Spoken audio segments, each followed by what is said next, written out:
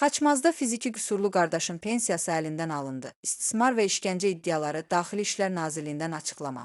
Xaçmaz rayonunun Yergüc kəndində baş verən ailədaxili zorakılıq və istismar faktı ictimaiyyətdə ciddi narahatlıq doğurub. Başara TV-yə daxil olan məlumata əsasən 1998-ci il təvəllüdlü Əspəndiyev Əmraslan Müslümoğlu və 1992-ci il təvəllüdlü qardaşı Əspəndiyev Ələsgər Müslümoğlu ögey ailə üzvləri tərəfindən vəhşicəsinə döyülüb. Zərərçəkmişlər bildirirlər ki, onları ögey qardaşı Əspəndiyev İlyas Müslümoğlu, onun həyat yoldaşı Əspəndiyev Yeganə Məhəmməd qızı və oğlu Əspəndiyev Elşən İlyasoğlu tərəfindən dəfələrlə fiziki təzyiqlərə məruz qalıblar. Əldə olunan məlumatlarda o da qeyd olunur ki, qardaşlardan biri fiziki qüsurludur və ona təyin olunan pensiya kartı da ögey ailə üzvləri tərəfindən mənimsənilir.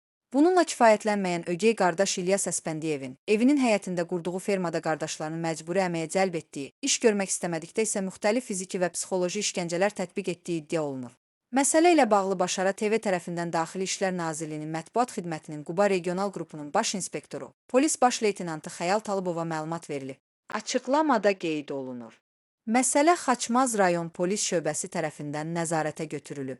Daxil olan məlumat üzrə araşdırma aparılır. Müvafiq ekspertiza təyin edilib. Ekspertiza rəyindən asılı olaraq xəsarətin dərəcəsi müəyyən olunmaqla əmələ hüquqi qiymət veriləcəkdir.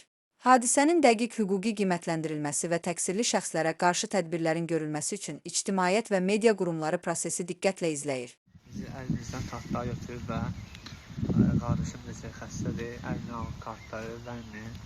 Anam da xəstədir, kartları vermir, alıb bizi də pul vermir. Başara TV bu məsələni nəzarətdə saxlayır və araşdırmanın nəticələrini ictimaiyyətə çatdıracaq.